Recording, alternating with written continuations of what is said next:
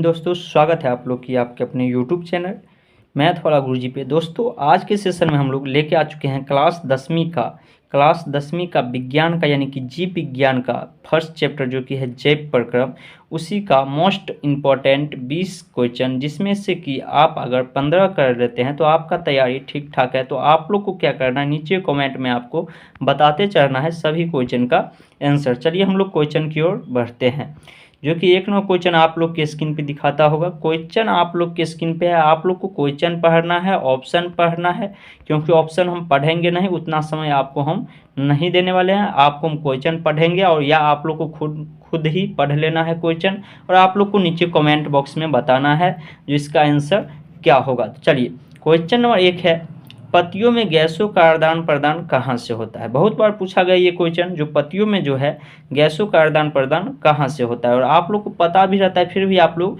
क्या करते हैं, गलत बता देते हैं। तो आप लोग को बताना है इसमें से कौन सा ऑप्शन सही होगा, ए बी सी डी। आपको लिखना है कमेंट में, एक का ए या एक का बी, ऐसे करके आपको नीचे कमेंट में बताते चलना है। तो चलिए इसका सही आंसर क्या होगा हम लोग देख लेते हैं। इसका बिल्कुल सही आंसर हो जाएगा ऑप्शन नंबर बी, जो कि कहाँ से गैसों का आदान प्रदान करता है, तो रंध्रों के द्वारा क्या करता है, गैसों का आदान प्रदान करता है। चलिए दूसरा नंबर क्वेश्चन हम लोग देख लेते हैं। दूसरा नंबर क्वेश्चन आप लोग के स्क्रीन पे जो कि आ गया है, कितना गुना वाला है। तो यहाँ पे जो है कहा गया है, स्लाइडर को सर्वप्रथम कंपाउंड माइक्रोस्कोप से देखा जा सकता है कितना गुना, यानी कि जूम करके। तो यहाँ पे आपको option A, option B, option C, option D, 4 option है। आप लोग को फटाफट क्या करना है, नीचे में कमेंट में आपको लिखना है जो कौन सा आंसर सही होगा, और अंतिम में आपको बताना है जो 20 में से आप कितना नंबर कर पाते हैं, आप लोग को नीचे कमेंट में बताना है। चलिए इसका सही आंसर हम लोग देख लेते हैं। तो इसका बिल्कुल सही आंसर हो जाएगा ऑप्शन नंबर बी, 10 गुना पर उसका। चलिए आगे क्वेश्चन हम लोग देखते हैं, जो कि 3 नंबर क्वेश्चन आप लोग के स्क्रीन पे दिखाता होगा, और आप अगर बना सकते हैं तो इस क्वेश्चन को पढ़िए। और ऑप्शन 4 दिया गया है, यहाँ पे आपको बताना है। क्वेश्चन है, रक्त का कौन से अवयव घायल स्थान से रक्त स्रावित के मार्ग को रक्त का थक्का बनाकर अवरुद्ध करता है। यानी कि कहने का मतलब है क्वेश्चन का, जब कभी भी हमारा हाथ या पाँव कहीं पे कट जाता है तो जहाँ से क्या होता है, रक्त निकलने यानी खून जो है, ब्लड जो है निकलने लगता है, तो वहाँ पे कौन सा चीज़ है, कौन सा रक्त रहता है जो वहाँ पे क्या करता है, जमा हो जाता है। और देखिएगा थोड़ा देर के बाद ब्लड निकलता है, वो जमा होके यानी कि जम जाता है और ब्लड को वहाँ पे रोक देता है। तो ये कौन सा चीज़ होता है, और यहाँ पे 4 ऑप्शन भी आपको दिख रहा है, आरबीसी, डब्ल्यूबीसी, प्लेटस और रसिका। आपको बताना है जो इसमें से कौन सा आंसर सही होगा। आप लोग को नीचे कमेंट करके ये चीज़ बताना है जो कौन सा आंसर सही हो जाएगा। चलिए इसका बिल्कुल सही आंसर क्या होगा हम लोग कमेंट बॉक्स में देख लेते हैं। आप लोग फटाफट कमेंट में बताइएगा, और आप लोग क्वेश्चन नंबर लिख के बताइएगा, ए बी सी आप लोग नीचे कमेंट में बताते चलिए। चलिए इसका बिल्कुल सही आंसर हो जाएगा ऑप्शन नंबर डी। क्या ऑप्शन नंबर डी इसका बिल्कुल सही आंसर हो जाएगा, रसिका से। लेकिन हमको थोड़ा सा कन्फ्यूजन लगता है, प्लेटस होना चाहिए ना। आप लोग देख लीजिएगा थोड़ा सा इस क्वेश्चन को अपने बुक में। चलिए आगे क्वेश्चन हम लोग देख लेते हैं। यहाँ पे आगे क्वेश्चन क्या कहा गया, चलिए चौथा नंबर क्वेश्चन आप लोग के स्क्रीन पे जो कि दिखाता होगा, आपको इसका आंसर बताना है जो क्या होगा। कहा गया, हृदय से रक्त यानी कि रुधिर की संपूर्ण शरीर में पंप किया जाता है किसके द्वारा। और यहाँ पे आपको 4 ऑप्शन भी देखने के लिए मिल रहा है, फेफड़ों द्वारा, निलय द्वारा, अरिंदों द्वारा, इनमें से सभी। आप लोग को नीचे कमेंट में बताना है, अगर आप लोग पढ़े हैं तो आप लोग को पता होगा। चलिए इसका बिल्कुल सही आंसर क्या हो जाएगा हम लोग देख लेते हैं नीचे कमेंट बॉक्स में। इसका बिल्कुल सही आंसर हो जाएगा ऑप्शन नंबर बी, निलय द्वारा। कौन सी द्वारा, निलय द्वारा जो होता है पंपिंग किया जाता है। आपको जब पढ़ाए थे उस समय आपको 4 भाग में बांट के, 4 कोष्ठ में बांट के आपको हम बताए थे।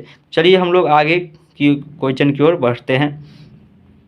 55वां नंबर क्वेश्चन आप लोग की स्क्रीन पे जो कि है, क्वेश्चन में कहा गया, पादपों में जैरम उत्तरदायी है। पादप में जो है जैरम किसके लिए उत्तरदायी है, यही चीज़ हमसे पूछा है। ऑप्शन ए है जल का वहन के लिए, ऑप्शन बी है भोजन का वहन के लिए, ऑप्शन सी है अमीनो अम्ल का वहन के लिए, ऑप्शन डी है ऑक्सीजन का वहन के लिए। तो आपको नीचे कमेंट में बताना है जिस चारों में से पादप जो उत्तरदायी होता है जैरम, वो किसके लिए होता है।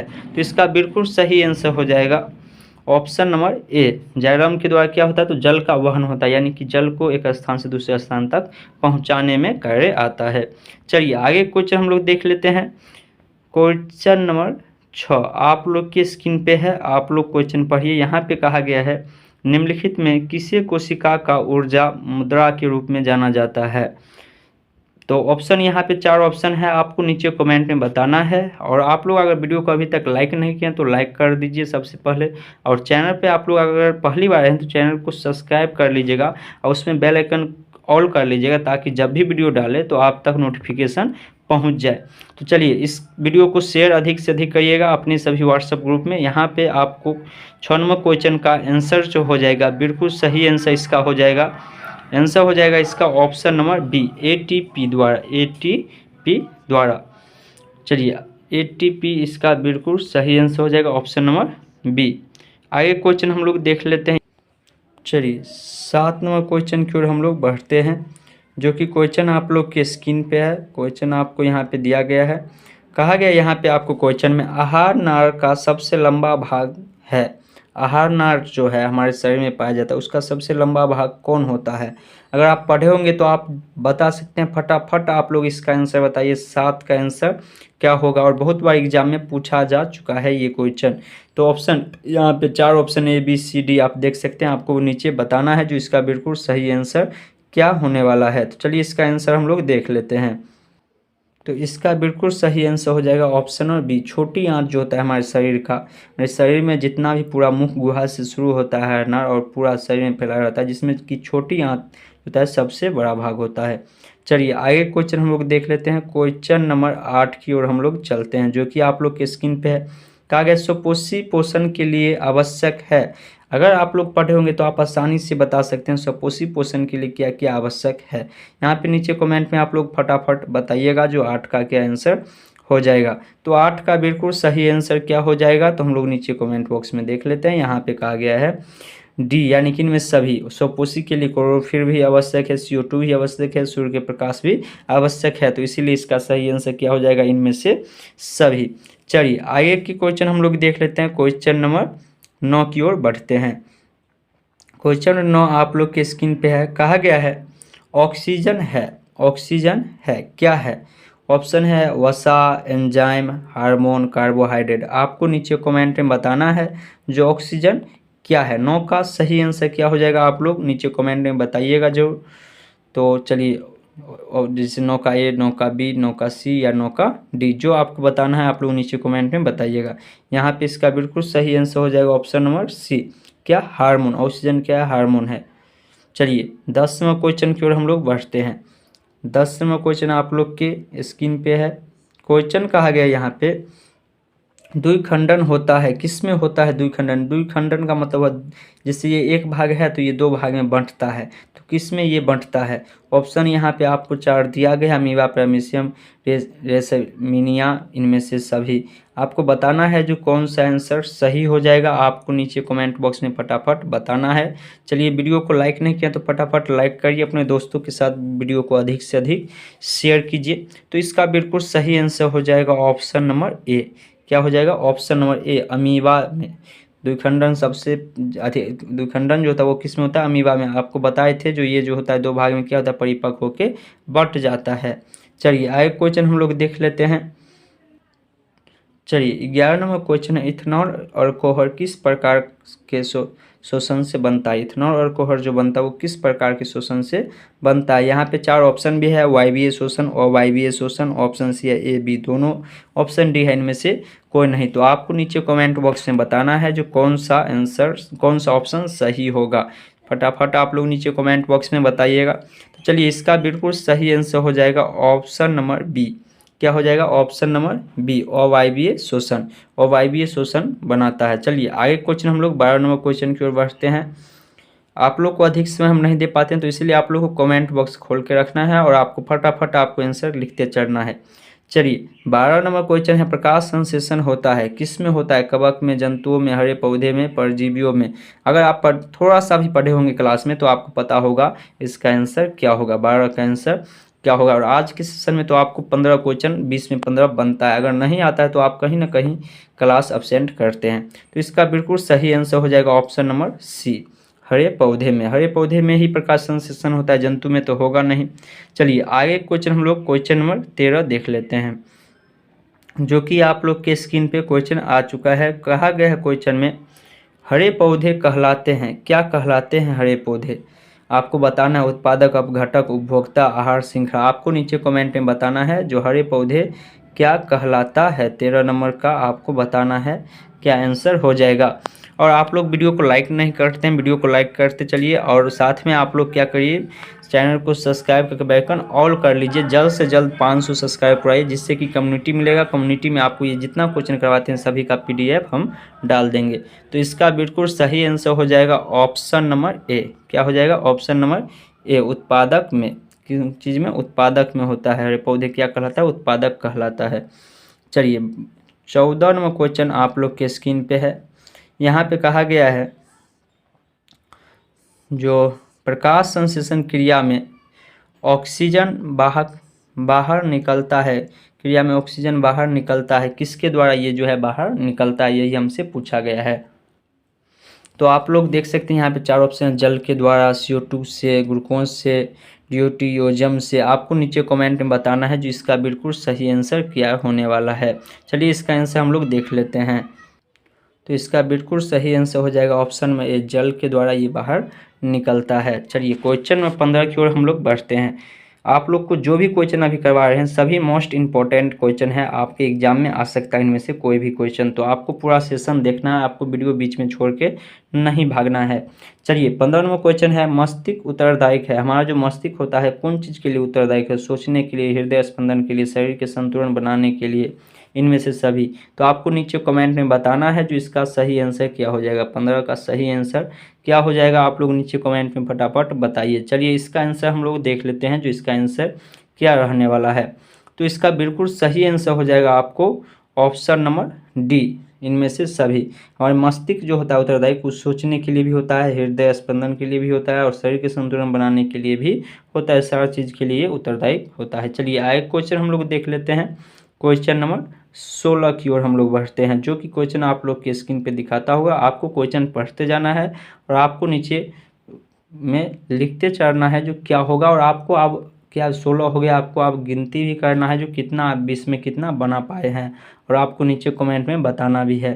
कहा मैग्नीशियम पाया जाता है, कौन चीज़ें पाया जाता है।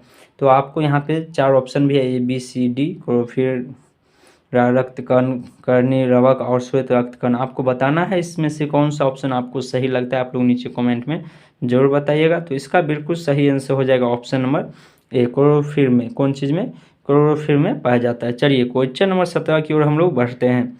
क्वेश्चन नंबर 17 आप लोग के स्क्रीन पे जो कि क्वेश्चन दिखाता होगा। कहा गया वृक्क एक भाग है, वृक्क कौन चीज़ का एक भाग है। आप लोग अगर पढ़े होंगे तो आसानी से बता सकते हैं। कहा गया है उत्सर्जन तंत्र का, ऑप्शन बी है परिवहन तंत्र का, ऑप्शन सी है श्वसन तंत्र का, ऑप्शन डी है इनमें से कोई नहीं। तो आप लोग फटाफट नीचे कमेंट में बताइए 17 का क्या आंसर हो जाएगा। तो चलिए अब 3 क्वेश्चन और बचा है आज की क्लास के, और आज की क्लास में आपको 3 क्वेश्चन करवाएंगे। इसका 4 पार्ट हम अभी बनाने वाले हैं, 20-20 क्वेश्चन करके 80 क्वेश्चन आपको इस चैप्टर से हम आपको करवाने वाले हैं। तो इसका बिल्कुल सही आंसर हो जाएगा option number A, option A, यानी उत्सर्जित अंग है। वृक्क कौन चीज़ है, उत्सर्जित तंत्र का है। चलिए आगे क्वेश्चन की ओर हम लोग बढ़ते हैं, क्वेश्चन नंबर 18 की ओर। चलिए 18 नंबर क्वेश्चन आप लोग यहाँ पे देख सकते हैं। कहा गया पौधे में श्वसन क्रिया के अंतर्गत ADP के टूटने से कितने ऊर्जा मुक्त होता है, यानी ये जो टूटता है तो कितना कैलोरी ऊर्जा मुक्त होता है, वो आपको बताना है। यहाँ पे 4 ऑप्शन आपको दिया गया है, आप लोग को ऑप्शन पढ़ के नीचे कमेंट में आपको बताना है। और आज की क्लास के ये 18वां क्वेश्चन है, सिर्फ 2 क्वेश्चन बच चुका है। और आपको पता होगा प्रत्येक दिन आपको 8:30 बजे रात में आपको लाइव क्लास चलता है, जिसमें कि आपको 20 क्वेश्चन करवाया जाता है। और इसमें आपको सभी विषय का कराया जाता है, हिंदी हो या फिजिक्स हो, केमिस्ट्री हो, बायोलॉजी हो, जो भी विषय आप लोग को चाहिए सभी विषय का क्लास यहाँ पे कराया जाता है। चलिए इसका सही आंसर क्या हो जाएगा वो हम लोग देख लेते हैं। तो इसका सही आंसर हो जाएगा सी, यानी 3.5 kg कैलोरी पर मोल आपको इसमें एक बार में टूटने से मिलता है। चलिए 19 नंबर क्वेश्चन यहाँ पे आप लोग के स्क्रीन पे है। कहा गया प्रकृति में ऑक्सीजन का संतुलन कैसे बना रहता है, प्रकृति में जो है ऑक्सीजन का जो संतुलन है वह कैसे बना हुआ रहता है। ऑप्शन है संयोजी क्रिया द्वारा, ऑप्शन बी है प्रकाश संश्लेषण द्वारा, ऑप्शन सी अपघटन द्वारा, ऑप्शन डी इनमें से कोई नहीं है।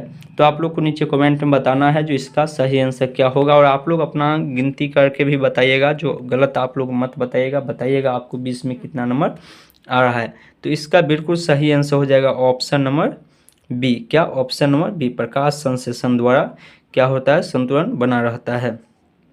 चलिए आगे क्वेश्चन, अंतिम क्वेश्चन आज की क्लास का, आज के सेशन का सबसे अंतिम क्वेश्चन आप लोग के स्क्रीन पे है, और आप लोग को नीचे कमेंट में बताना है। अंतिम क्वेश्चन है तो आपको इसका तो आंसर बताना ही है, नहीं तो बेइज्जत वाला बात फिर हो जाएगा जो पढ़ के और आपको ये आसान क्वेश्चन आपको नहीं आता है। कहा गया मानव हृदय में कितने कोष्ठ होता है। अभी भी आपको पीछे वाला एक क्वेश्चन हम बताए थे, उसमें भी आपको ध्यान है तो आप बता सकते हैं मानव के हृदय में कितना कोष्ठ होता है।